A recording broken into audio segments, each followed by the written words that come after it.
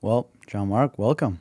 Nice to be here, Parsa. Good to see you Absolutely. in person. There we go. Yeah, well, our relationship started remote, Mm-hmm. so glad to finally see you in New York. Yeah, Tell me about it, man. Tell me about Levers, if you want to introduce yourself sure. and introduce the brand. Absolutely. So my name is John Mark Pero. That's John Mark is one name, Yeah. and I'm the founder and CEO of Levers. Levers is a telehealth, anti-aging, and longevity platform. We do peptides, weight loss medications, things like NAD, and our focus is really customer service and empowerment of patients. We want to enable them to make better lifestyle choices and give them the right cutting edge therapies that they're looking for. Awesome. We started about a little over 2 years ago when we first met. Yeah.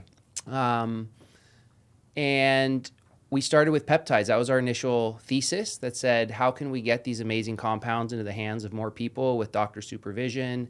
We could give people trusted, safe access to things.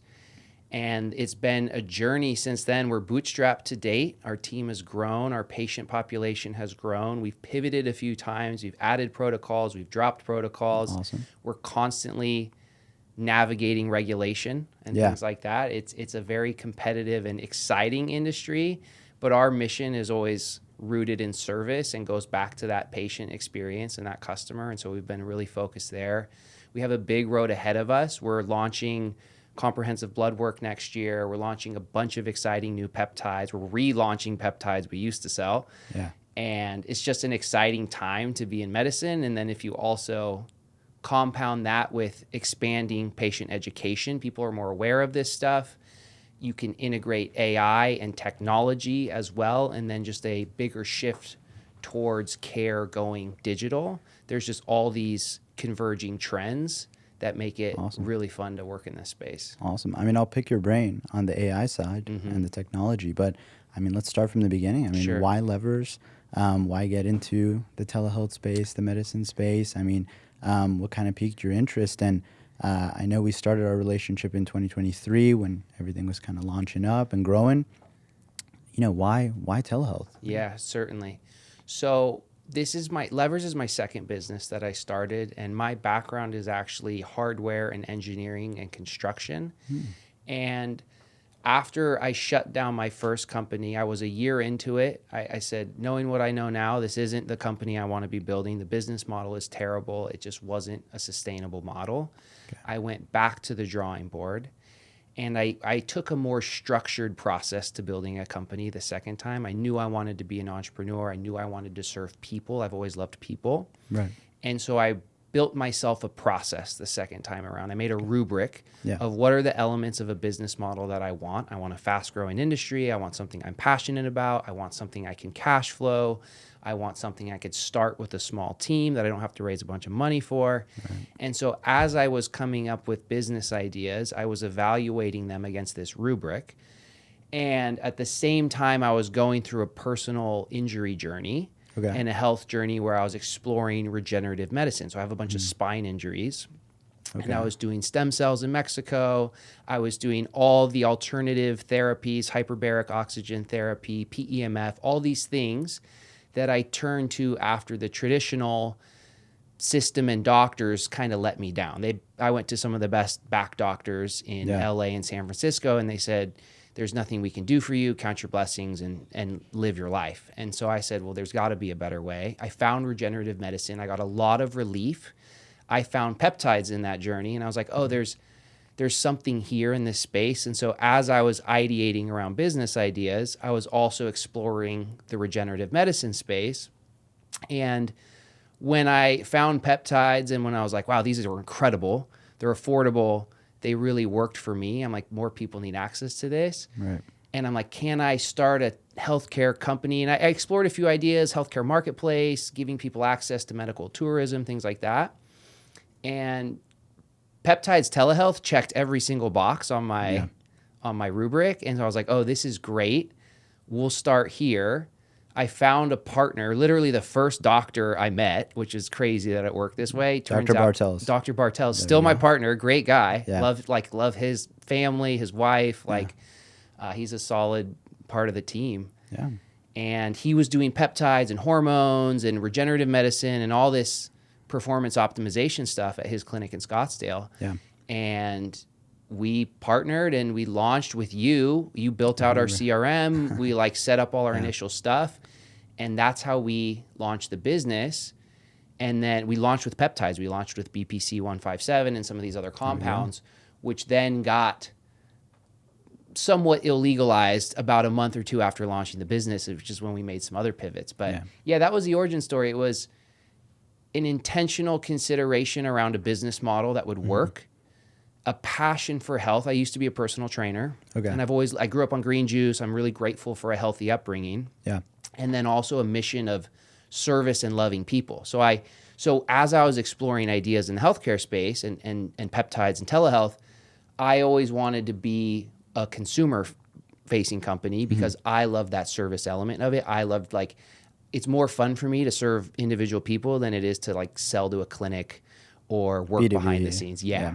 Awesome. Yeah, I mean, speaking about processes and organization and all that, you're definitely by far one of the most organized CEOs I've ever worked with. I remember you had everything down on a spreadsheet. You had every campaign we were launching, even stuff I wasn't tracking. So Thanks. That's pretty awesome. But yeah, I mean, so kind of a personal background, had some experiences with injury, decided to do that for others.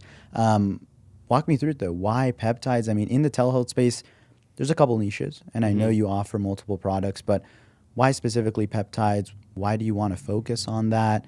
I know some of them became not FDA approved, if you want to dive into a little bit of that. And so, yeah, I mean, what is Levers doing in, let's say, moving on to 2026 to offer the best peptides and, grow in that space? Certainly. So the reason we selected peptides to offer was because was my personal reaction to them and my story with them, where they gave me so much healing and benefit and value to my own life. So I thought, wow, people need trusted, safe access to this. Right. Two was, and this was 2 years ago, where I thought peptides were big then. And I said, more and more people are waking up to regenerative medicine, to precision therapies. And there's this rising education level about targeted therapies out there. So the timing felt right with peptides. Okay. And then there was an opportunity in that there is opportunity in new areas and gray areas and undeveloped areas. And most medical technology or therapeutics we have today started at some point as a unapproved or less regulated industry that practitioners and physicians and everyone saw were amazing. Started to use them sometimes without insurance coverage or something like that, and then the rest of the industry caught up. So PRP is a good example of that, where PRP was not FDA approved. You couldn't get insurance coverage for it. Botox was the same way. You used to not be able to get insurance coverage for Botox, and those just became the norm over time. The genie came out of the bottle, and people woke up to how amazing that was. And then over time, the industry would catch up to that. So for me, it was personal story of I had such an amazing experience with peptides. I thought more people needed access to them. Two was the market timing and the cultural appetite and readiness for something like that. I originally also thought about doing something with stem cells, but stem cells were less commercially viable at the time and still are for what we are doing.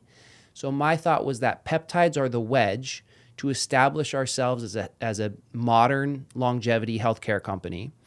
And then we can add products as we go. We will build out our service offering. We'll build out all the systems with peptides and prove to people that we can deliver great products and great results. Right. And then over time, we'll continue to build out the business from there, which is why we're doing blood work next year and some of these other comprehensive 100%. Offerings too. So it was kind of just an easy start for us, but also just something we were really passionate about. There we go. With stem cells, can that be done telehealth?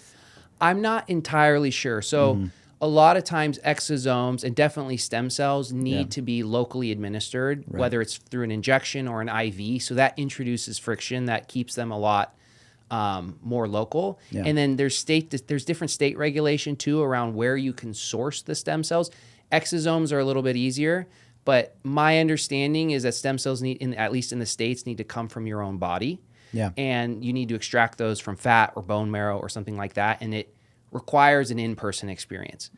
So I haven't really gone deep into that from a commercial standpoint. Yeah. I'm sure it's changed a lot in the last 2 years. Miami or Florida just passed a law to enable, really open up access to stem cell care. Right. And so I expect that to really advance over the next few years. Right. It's not currently a focus for us, but it is exciting. I think in the next few years, it will be very viable via Yeah, I was telehealth. curious because, I mean, I think one of the biggest reasons of Lever's growth is because you guys were telehealth. I mean, you guys were able to offer, you know, to multiple states. I know you guys started, I believe, in Arizona, and now you guys have how many states? Around 25. 25. There Yeah, we and go. we're about to open in California, which is really exciting. Which is big. Yeah. So I think that's one of the biggest reasons. So I was curious, you know, what the difference is between in-person medicine and medicine that, you know, you could ship out and have that approach. But jumping into more of the business side, Mark, I want to jump into how you started Levers. I know now more of the background, but talking about you, I mean, were you always like entrepreneurial? Were you always business minded? I guess like where'd you grow up? Who were you? I mean, walk me through like before business. Yeah, certainly. I always was entrepreneurial. Okay. I always had this bent, and I think it was, I moved around a lot as a kid, and I always valued freedom. Okay. And I always wanted to go build and make things. And so for me, the path to freedom was through entrepreneurship, and I didn't always love following the rules. Okay. And so I just wanted to carve my own path a little bit. And that was always appealing to me on a lot of levels. Like I sold candy bars and energy drinks in high school. There you go. I had a couple of random side hustles. I was flipping paintball guns or selling things consignment in high school and doing stuff like that. So there was always an entrepreneurial bent in me. I knew that I would start a company. And I actually studied engineering in college because I thought business was a soft skill. I was like, I'll just figure out business later. Yeah.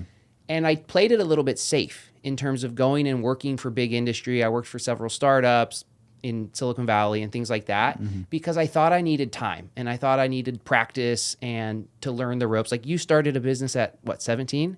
Yeah. Like, so I waited until I was 30 to start my first business because I kind of played it safe. And what I've realized since then, and I'm sure you can attest to this, is there's a learn by doing element of entrepreneurship, and there's an accelerated path of growth when you do try things yourself, that you don't actually need to go get ready to do something. You actually need to just go do it.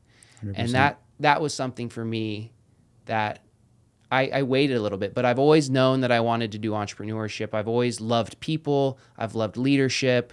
I've loved growth. That's the other thing with entrepreneurship is growth through entrepreneurship. It forces you to be a better leader. It forces you to get better habits. It forces you to dial in your sleep, your diet, your health, just so you can show up for work. And that's been an exciting path for me.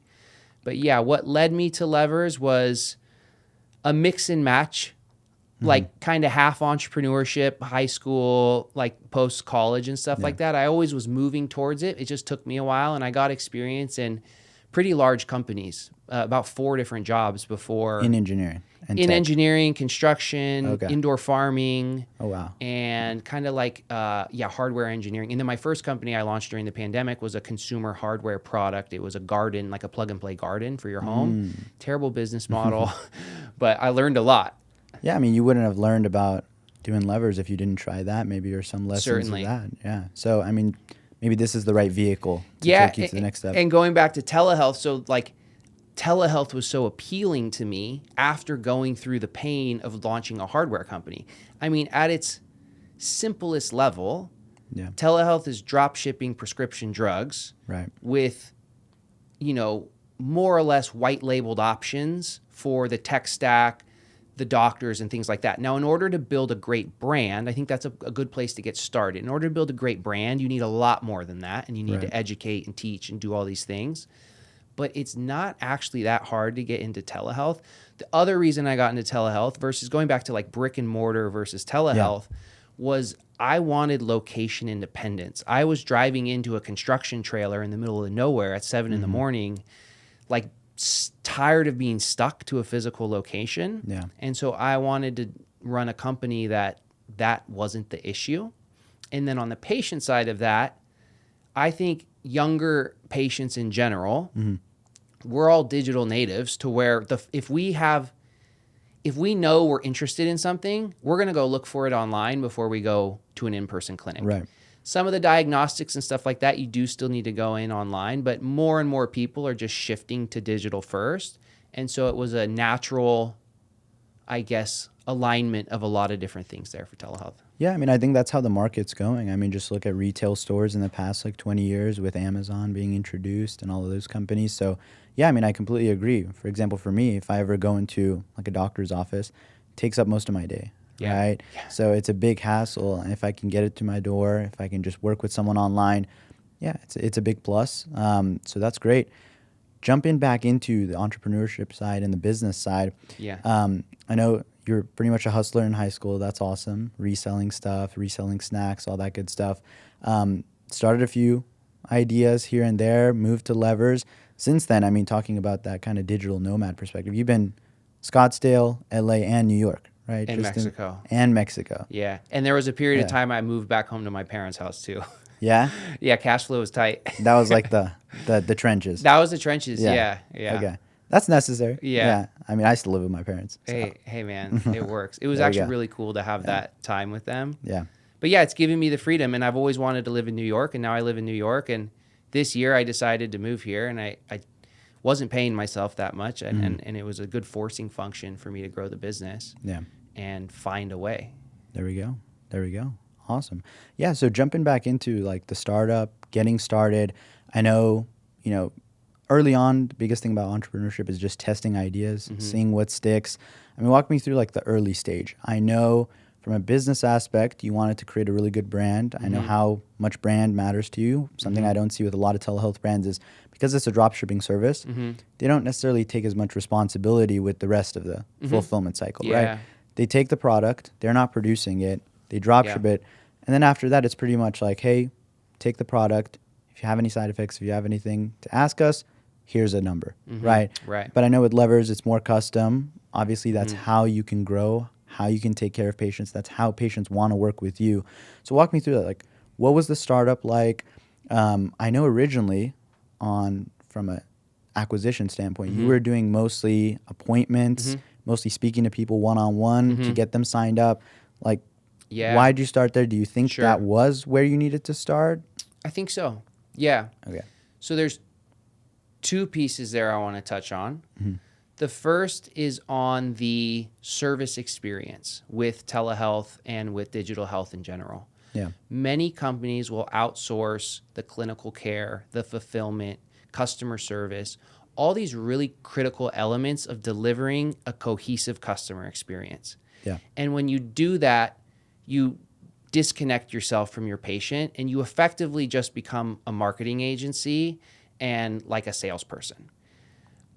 That was one of the key things I'm really grateful that we did was bring in our own physicians and own the entire communication process, the plans. The one thing we really love is flexibility of plans, and you can't do that when other people are setting the rules, when you're just white labeling their service. Quality control. Quality control. So bringing that in and really focusing on service was a key piece that I'm super happy we did. And to this day, it's one of the greatest things that we've chosen to bring in-house.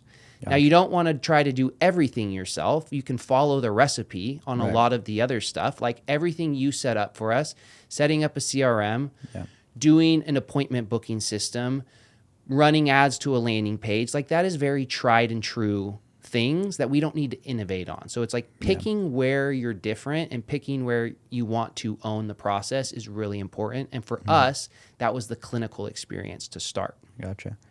Because people were getting you on the front end, and then they were just talking to Dr. Russell on the back end. Correct. So everything was controlled. Correct. Yeah. There's no outside doctors group. There was exactly. So everything you could control from A to Z what someone is Yes, experiencing. and we got to set the rules, and we were able to talk to the patients and learn what they wanted and really meet them where they're at. Yeah. Now, on the second piece of starting with phone calls and everything like that was, I think it matters when it's an issue with local practices too and doctors that want to scale is they're doing everything one-to-one. They're having the same conversations with every patient day in and day out.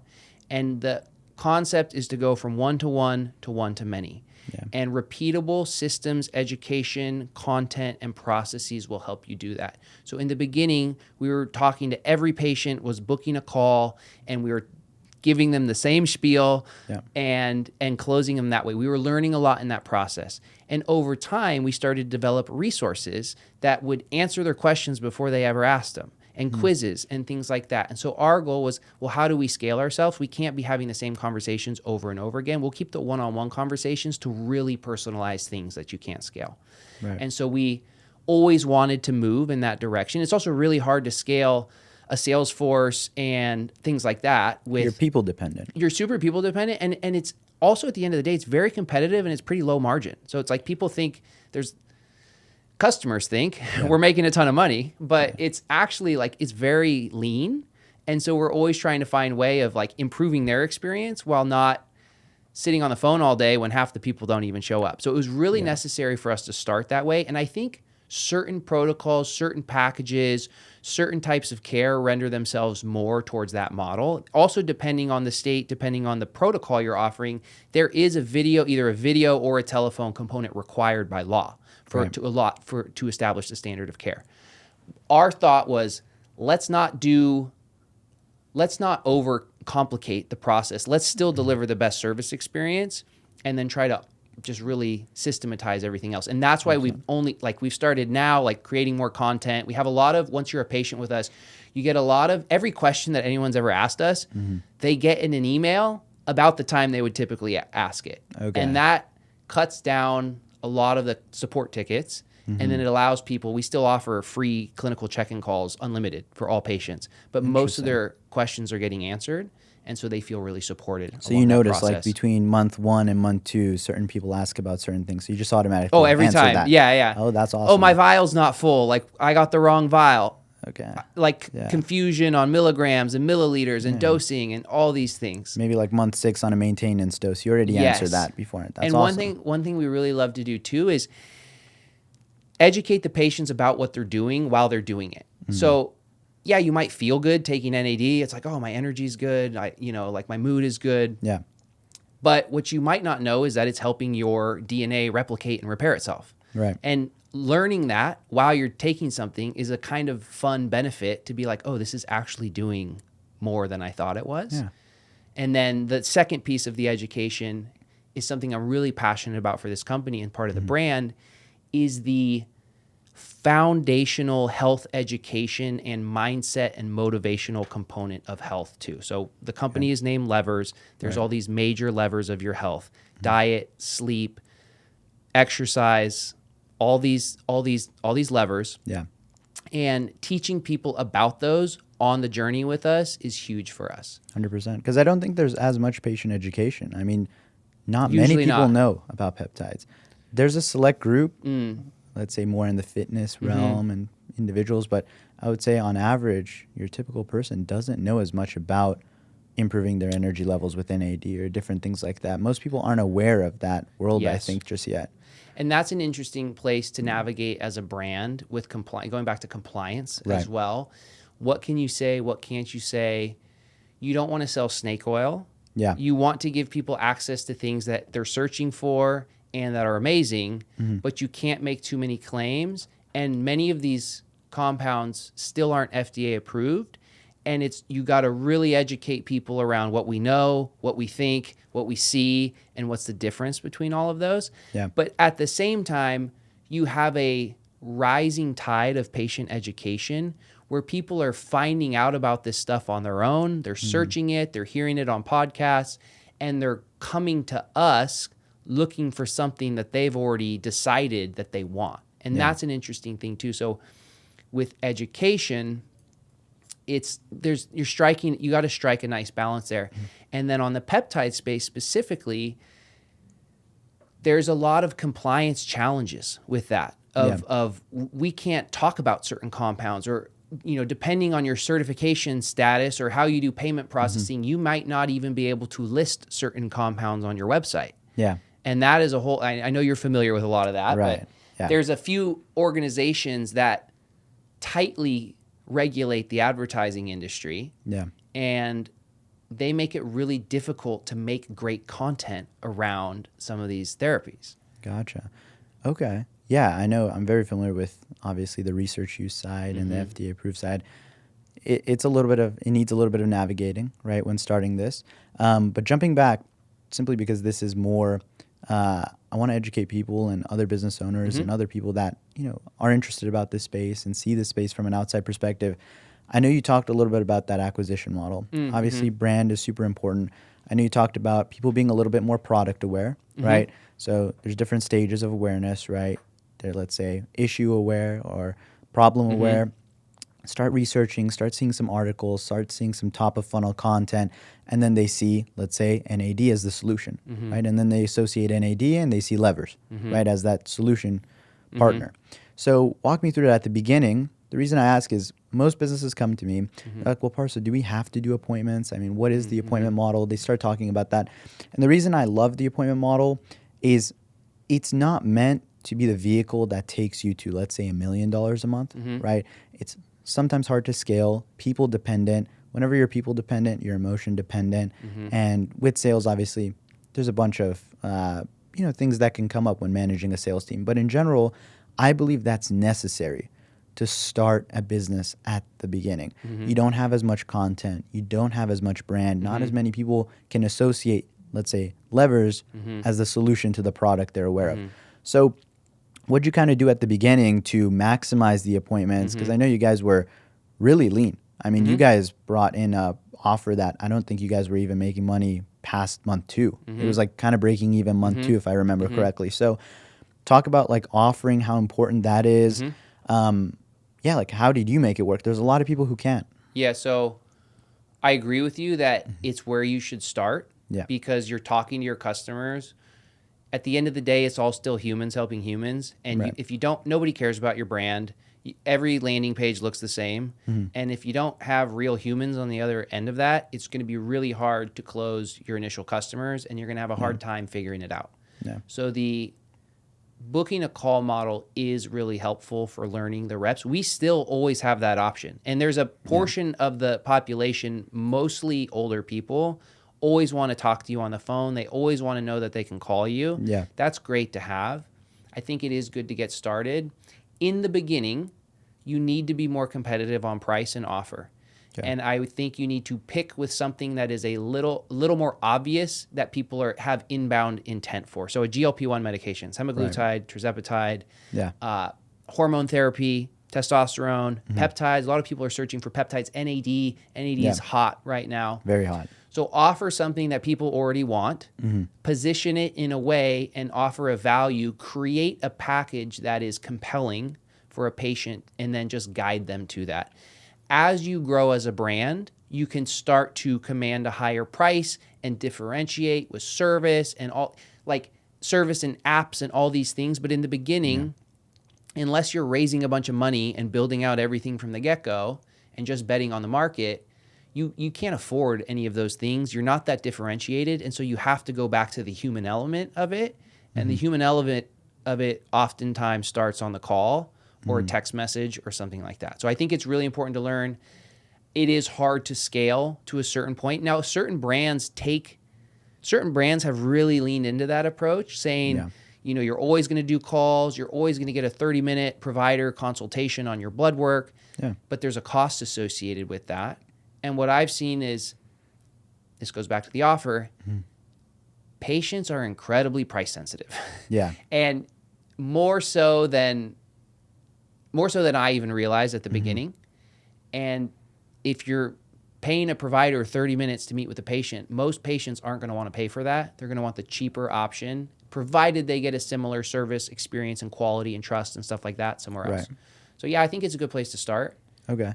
Talking about price sensitivity, I mean, that is big. My biggest thing with that is that's all they know, if that makes sense. Oh, interesting. Yeah. So, because whenever someone sees levers or a brand, and obviously you guys have much, much more content now. I mean, you guys I see you guys' videos every day on my feed. Cool.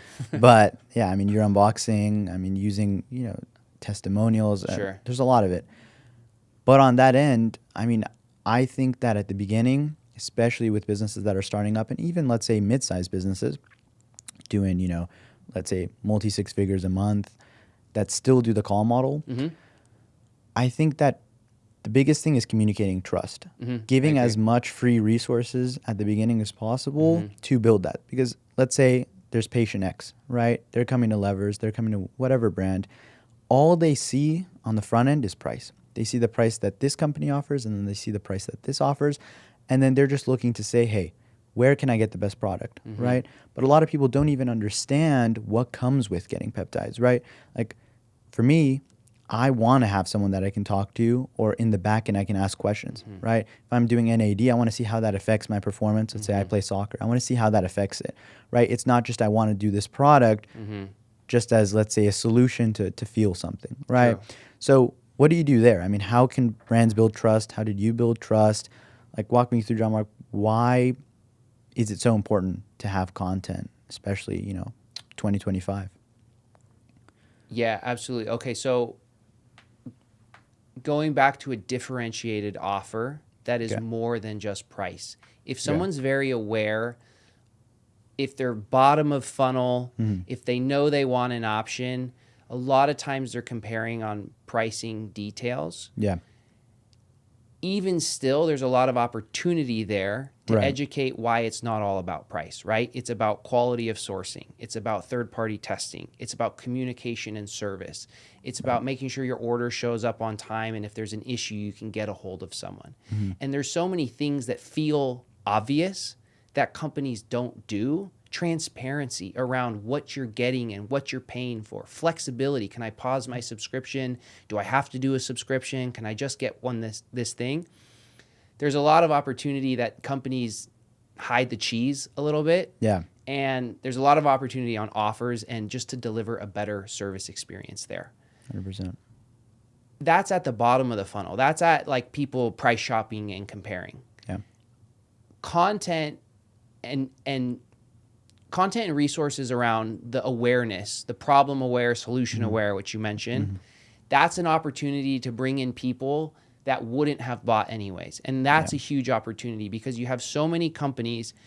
It's a race to the bottom on price, it feels like, right? Like one day your offer's amazing and the next day some VC-backed company is subsidizing their costs and selling something for less than you pay for it. Right. And you're like, how do I compete with these people? Yeah. You have to compete on service, and then you have to compete on awareness and guiding people to a solution, actually assessing who they are and what they could benefit from, and showing them how what you have to offer will actually help them meet that need. It's all about the service. It's all about the service, and then the content is about awareness. Content also builds trust. Right. I see a lot of companies that only run AI ads. They have landing pages with fake reviews. There's not a single person on there, not a single video. Yeah. And content builds trust and loyalty with the brand. And it's also a way to add more value to your patient's life than just selling them a product. Right. If you're giving them good content that's educating them about their sleep, their diet, their exercise, their mindset, and all of these things, they're more likely to stick around with you, assuming the service experience is good too. Right. So I think it's something we could do a lot better at. We're just starting to invest in now. At the beginning, you can't do everything. That would actually be an advice for a new brand is really focus on content early. Okay. Because it is so competitive, you kind of have to be a little bit hacky in the beginning. You're setting up so many things. You just have to do what it takes to get those initial customers in the door. Right. And then after that, you can continue to grow as a brand. 100%. Yeah, my biggest outlook on that is if someone has the chance to work with me, they'll stay on. But a lot of times as an early brand, you just want to get them to try you. Yeah, right? agree. So same thing, like for example with Levers. That's going back to that offer where you're like maybe breaking even on the first offer. That's what you were doing. Yeah, right. You were just getting as many people in, and then you were growing on the back end because everyone loved the product. People pay a premium for a premium service. At the beginning, when they're not aware of your premium service, they might have a race to the bottom on price. Yeah. They might start comparing price X versus price Y. But let's say they can pay, let's say even $30 more per month for a service that, first of all, it's very founder-led or very team-led, where they know everyone. It's very personable. They can talk to anyone. They have support, big thing some of our clinics are doing now is setting up communities. Have you seen like Yeah. school? Oh yeah, club, all those? absolutely. Yeah, like imagine. We started hosting webinars. We took yeah? some customers out to dinner a few months ago, and Okay. we've done a few live pop-ups too, where we're doing NAD injections. We're actually Right. doing one in New York in a couple weeks. You just did an event like last month. Yes, On yeah, correct. Instagram. We hosted our own. Yeah, we hosted our Yeah. own Levers Healthy Happy Hour with my I friend's saw. company. Yeah. No, that's Yeah. awesome. Yeah, because with communities, I mean, it's not only a trust builder, Yes. but also let's say you have a community filled with 300 of your patients, however many, and they love your product. Right? Imagine just sending those people that want to try you to that community first. Agree. No need to sell them. No need to talk to them about your service. Just customers speak about it. Right. And then also that's a retention model, right? People stay on if they have a friend in the group to chat with. Right. I know some companies do this pretty well. Yeah. I'm familiar with a TRT company Okay, that does that pretty cool. well. Are you familiar with that same company? I'm not sure I do. I'm Okay. not There's sure I some am. companies with Okay. Discords and different Okay. things like that Cool. that do pretty well. But yeah, just an idea. I think it's a great thing. The community piece is huge. We're also moving more towards, so in a world that is going increasingly online for telehealth, Yeah. there's a craving for connection and community. Right. And so there's this social wellness trend that people want to find other like-minded people. Yeah. And the community element is huge. We get a ton of referrals. It drives a lot of retention, like Okay. you say. It needs to be thought about in terms of there's 100 things you could be doing Yeah. in the beginning, and how do you prioritize? You also got to moderate and manage and do all that element of Yeah. it too. So how can you create that community and keep it afloat while you continue to build the business? Right. We're doing more webinars. I'm really excited. If you guys want to sign up, we're leading a New Year's 2026 goal setting session. Okay. So it's going to be health focused, but also life focused, because that's a big part of our company. Is health is the foundation of a life well lived, and all the major levers play into that: sleep, diet, exercise. Right. But on top of that, health enables us to serve our purpose and to give back and to do more in the world. So we're going to host this goal setting session. I'm really excited to do that. There we go. And that's another way of community that we can record, and then we can send it out, and it's scalable, repeatable content. We just did one on menopause and things like that. So I really like that element. And then we're going to keep doing live events too. Perfect. Just finishing up on that business side of things. I know we started with the phone appointments, started working on some of that stuff, developing the brand. When was that transition period? Because I know right now, for everyone watching as well, people can go directly to your website. They can purchase directly. They always could, but that was not mainly the thing you were pushing, right? You were pushing those calls, and let's say they still get that connection on the back end. But what was that transition, let's say from a business perspective, to start doing more what people call e-commerce? Or was it hard? Was it challenging? Because I know it's a little bit of a race to the bottom with that and ads. And It was hard to figure out on the acquisition cost side. okay, In the beginning, it was me, my physician, Dr. Bartels, Gio, our sales guy, and it was the three of us. I mean, you met all them. I remember, And it was us doing everything. We just got tired of booking 45 calls a week. Yeah. And it just wasn't scalable. And so it was one of those things where it's like, okay, if you're doing something that's working, do more of it until it stops working, then you need to do better. So we were trying to do more calls, and then it wasn't working as well. So then we had to do better, and we weren't going to completely pivot. So it was, can we push 20% to D2C? Can we push 40% to D2C? And we had a hybrid model for a long time, and it was hard to figure out the acquisition model on D2C because it was more expensive at first. right. And over time, that shifted as we changed our ads, as we changed our landing pages, as we changed the funnel and everything like that. And so for us, it was just driven by fatigue and knowing that was the eventual goal. But we still had to keep the business afloat. We were bootstrapped. We still had to, pay. Sell. We had to sell and pay. And that's similar to how we've approached the products that we sell too. When Peptides got banned, we were only selling GLP-1 drugs at first. I remember. And in January of this year, GLP-1 drugs were 90% of our revenue. And last month, GLP-1 drugs are 36% of our revenue. And we've really leaned more into the other side of that because we were able to build that foundation of service and trust and like the elements of running a successful telehealth company with the GLP-1s because people wanted that. And they're amazing products. We think they're incredible. They're life-changing drugs. And now we can kind of expand from there. So I think going like with the call model, it's like, do what works and then continue to chip away on what you know is the ultimate strategic play. Yeah. For us, that's some of these other peptides, some of the longevity stuff, the blood work, and just really building out that comprehensive offering. There we go. Awesome. I mean, that's interesting that you mentioned that. With D2C, you said 36% with just peptides? No, sorry. 36% of our revenue is GLP now, and the rest is Samoralin, NAD, these other peptides, and new protocols. So most people are coming in for peptides. Correct. We don't even run that many GLP ads anymore. We actually just launched our low-dose, microdose program last night. So we will be pushing. So there might be a little bit more of a shift towards GLP. It's kind of more of a longevity-focused program, maybe if you want to lose like 5-10 pounds. But most of our focus is going to be on these other protocols because there's truthfully less people doing them. It was always our initial focus. We think the GLP-1s are amazing. Also, as time goes on, and you've seen this too, there are consistently more and more smart operators in the space. And so it is harder to start a telehealth. It's harder to start a GLP-1 brand today than it was 3 years ago because there's just so many smart people in the space that are creating incredible content. They have great ads. Their pricing's insane. Like, it's just really hard to compete with that. And so we're always trying to stay one step ahead. It's a super competitive market. I think one thing we've also learned is we'll always be okay. If you are competitive, if you're able to figure things out, it always feels like there's an existential crisis. But you can find a way with your patient population to figure it out. It's business. It's business. Yeah, it's life. I mean, with business, it's always a little bit of a crisis. Yeah, that's right. It's part of it. But yeah, I mean, that's interesting. So is that Lever's main focus? Like, are we going more towards peptides? Oh yeah, that was always our original thesis. And finding out how to do that compliantly, legal in all the states, payment processing, the whole thing. That's the thing to figure out. And people want it. There's a lot of people selling peptides in a hacky way, and we want to do it right. We want to do it in a way that scales.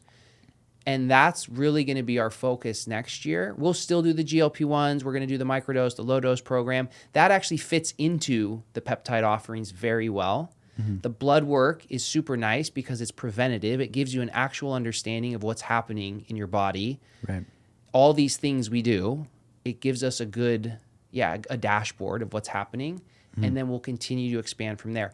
Blood work, and especially comprehensive blood work, opens the door for a lot more hormones and things like that. So hormone therapy is going to be a big focus for us as well. Incredible for men and women. It's just, by and large, the data is so promising that hormone therapy is life-changing.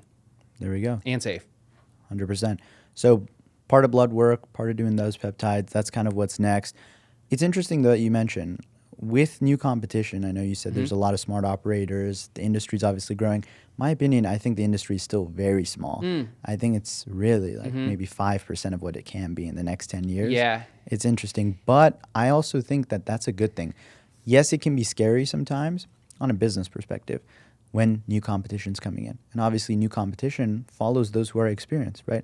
Everything you've learned in the past 2-3 years, people want to take that and leverage it for themselves. But I actually think that if a product is good and if a service is good, all competition does is bring more eyes to the market. I agree. And it's better for the customer and the patient at the end of the day.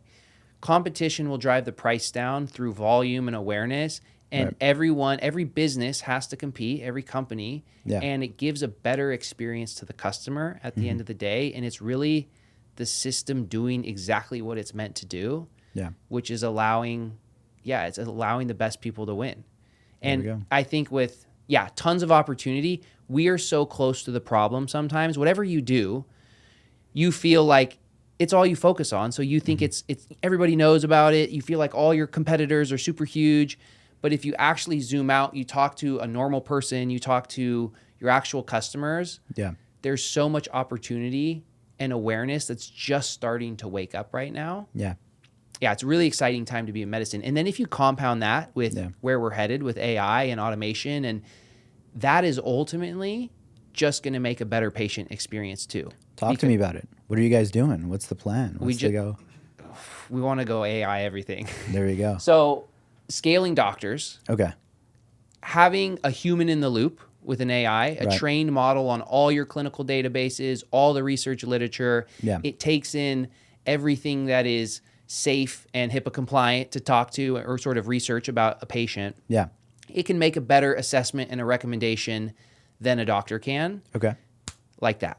Yeah. And you'll train that with physicians in the beginning, but this is where AI is today. If you think about in 2 years, you don't, provided that you have physicians to set up the whole system, you don't need a whole lot of oversight for them. Okay. That allows you to deliver a lower cost and a better service to the patient at the end of the day. Doctors will still be involved. They will be training and coaching the AI. They will be focused more on research and other opportunities and setting the guardrails and the systems for the models to run. Okay. And that will deliver an amazing patient experience that they could text, they could get answers to anything. If you're doing blood work, it's going to have all your blood work answers. Yeah. It's just going to be an amazing patient experience. In the short term, midterm, every company needs to be focused on AI operations and automations. Yeah. So texting patients, creating any manual workflow you do from an email to a PDF to upload it here and check the box here, that can all be automated. 100%. And we're starting to invest in that. So we have two automations engineer and one we just hired last week. There we go. Who's exclusively focused on AI. And since he started, I'm like, we need more of them. Yeah. And no, when things start getting automated, Yeah. it's so exciting. Like Oh, you it- see that task that in 2023 you had to build 5 forms Yes. to have done. Then you have to manually send that to the doctors. All of that in yeah, one workflow. we just So, did one where it's simple, low-hanging fruit that just makes me so happy. It like automatically checks, sends the tracking number, sends them all the confirmations for that, where it used to be a bunch of manual actions. Yeah. And that right there buys us back time so that we can focus on serving a patient. There we go. And so I see it as non-negotiable. Like you have to be investing and thinking. I know you're working with it. Also Yeah. on asset creation, creative, like the whole ads process, acquisition process is really valuable there. Email marketing, things like that. There's so many cool tools coming online that's really just enabling people to do more. There we go. So what's next? What's next for Levers, John Mark? I know AI's there, automation's there. I know we're focusing on peptides, blood work. Walk me through it. What are some 2026 goals? I know we're just 1 or 2 months away. If you want to talk directly to patients that are going to be watching this potentially, Certainly. why should they choose you? Yeah, so Levers is rooted in service and trust at the end of the day. And we want to enable patients to do a lot more with their health than just take a medication. Right. We want to educate patients on the fundamental lifestyle habits, Yeah. on educating and empowering and motivating them to change their life. And we are creating more content and community around that. In terms of the protocols we offer, we're continuing to lean into cutting edge therapeutics that are incredibly safe and so impactful in your life that you can truly feel the difference. Yeah. So for 2026, there's going to be a big focus on peptides. We are anticipating a lot of regulatory changes for peptides in 2026. That's the other thing is we're never going to break the law. We're going to follow, like medicine is constantly advancing. Yeah. And we have to play by the rules. We have to pick the best trusted, third-party tested suppliers, Yeah. all of that kind of stuff. So that we always really care about quality there. But Yeah. there'll be a big focus on peptides for us. We're really looking at hormones right now, the blood testing, comprehensive blood testing protocols, similar to how GLP-1 was a few years ago. Yeah. That's becoming more accessible for companies to add on. And that just creates a better patient experience. So blood work, hormones, and Yeah. then really educating and empowering. So probably live events, some more motivational stuff, some mindset, some foundational habit stuff. And in 2026, we're trying to basically 3 to 4X next Okay. year, bring in some really smart, talented people to the team. We're at 7 now. There we go. And ultimately that'll just kind of help take us to the next level and serve more people. Okay. So that's the vision. We might raise next year just to get to more people. Okay. But so far we've really just been trying to focus on building at the right pace. We also don't want to grow too fast. We Yeah. want to focus on What are that some service challenges with experience. that? Jumping into 2026, like what would you say is some of the challenges that Levers needs to overcome? Yeah, good call. So the challenges that we need to overcome, and some of them are a tale as old as time that every business always has to Yeah. overcome. So it's incredibly smart competition, Okay. well-funded, smart operators that own the entire stack end to end and can underprice you. Yeah. So that's competition and customer acquisition Right. and retention there is always going to be a challenge for any telehealth company. Yeah. The other one is regulation, and both playing within the rules while also trying to push the boundaries of what we know is good for the patient. Yeah. And specifically with peptides and regulation, whether or not you can compound it through a pharmacy, whether or not you can get payment processing or legit script certification, or you can do that online on the internet. So a big challenge I foresee for peptides Yeah. is being able to create educational content and being able to make patients aware of these things while being completely out in the open and compliant with all of that, and making sure that all of the website hosts, payment processors, Facebook, Google, that everyone's okay with that. Right. And so I anticipate that is basically it's all rolls up into regulatory risk. And it feels like the FDA can pull the rug out from under you at any time, Yeah. or pharmaceutical companies can lobby and get certain things passed that we'll just continue to need to bob and weave on a little bit. But we know these things are amazing. We know patients want them. We will do everything we can to fight to get them safely in a trusted way to our patients. That I really see as the big things. And then for me as a leader and for the company is a growing team, a growing patient base. I have more direct reports now. How do we create structure and systems within the company? How do we attract the right talent? How do we create, even for our patients, automating all the manual process and giving them a consistent experience too? Awesome. And that's where I wanted to jump to, kind of to conclude. John, like, how are you involved with everything? I know you just kind of talked about it with reporting and different things like that, but I mean, obviously you're a much more experienced operator than someone starting out. I mean, this is now 2026 is, I believe, year 3. Yeah, going on 3. Yeah. Going on 3, that doing levers and growing with that. So what are your personal goals in 2026? I know you're looking to raise capital. Obviously, that is a big step. More partners, more reliance, more dependability on a lot of factors, right? It just elevates the game. But let's say there's some clinic owners, there's some telehealth owners that are listening to this right now. What would you say is the biggest thing that you're going to do in 2026 to get to that next level? Obviously, maybe you're not involved as much into the very day-to-day specs, but how can someone else be as good of an operator as you, going on 3 years, running a successful company, getting to that stage where you can raise capital? Like, what does it take? I think it goes back to people. It's all people helping people at the end of the day. And with your team and with your company, finding the right people so that you don't feel like you have to do it all. Right. And in the beginning, you're a small company, you're a small team, you all kind of have to do it all. Yeah. And over time, you need to hire people to buy back your time, so that you could focus on higher leverage activities, and that the people that you've brought around you could focus on doing what you were doing.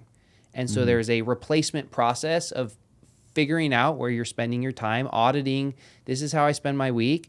Yeah. This is, I'm doing this much ops. I probably shouldn't be doing the ops. Yeah. I should hire someone and find someone who's really great at that, so that I can now create all this mental space to be thinking about the next strategic opportunity. That's going to grow the business. And smart operators, like, if they have experience in business, they'll start with that. Yeah. There is an element of it is good to get your hands dirty, because otherwise you lose the connection with your customer. You don't actually know what's going on if you're not somewhat in it. Yeah. But you want to continually identify where you're spending time that you could hire someone for, and then do that. So that's my goal for 2026, is to put the right leaders on the team that can own these things and not just execute on my vision, but expand the vision of the company, right? It's not all about me. It's about what this company can be. And when we bring those people in and they have all these amazing ideas, like my new AI guy, he's like coming up with all these. Yeah, great, awesome. Do it. I want to bring in a partnerships person. There's so many things that we could look at with partnerships. Right. There's marketing thing. I am not a great marketer. There's so many things with content and education and community that we could do. We need a great clinical leader. I'm like a bro science guy. I don't know all this stuff. Yeah. And so to have these people in place, that is what will take us to the next level. So that's really who we're looking for. That's why we're raising. And I mean, we'll keep building the team Yeah. organically until then. If there's any great operators out there that want to be a part of this, Hit you Levers is up. going to be $1 billion company. There we So go. we're doing this. That's awesome. Well, John Mark, it was a pleasure. If you want to conclude with anything, tell the audience anything about levers, anything you want to end off on. I mean, this is your floor, but Cool. I think it was a great conversation. Yeah, man. Good to see you. Good to hang out in 100%. person. Thanks for having me on. Absolutely. You can follow us at levers.health. If you're interested in NAD, if you're interested in peptides, go online, check out some of our offerings there. You can connect with me personally on Instagram. Is probably the best place to get me at John Mark Pero, JohnMarkPero. Yep. And I'm always happy to chat. I love this space. I love like telehealth, wellness, longevity in general. I really do think everyone is in this together. We're all lifting the industry up. Yeah. I don't really worry too much about my competition so much. I just think we're all moving the ball forward. So reach out if you want to connect. And yeah, it's great to be here. Same. It was a pleasure. Cheers, bro. Thanks, John Mark.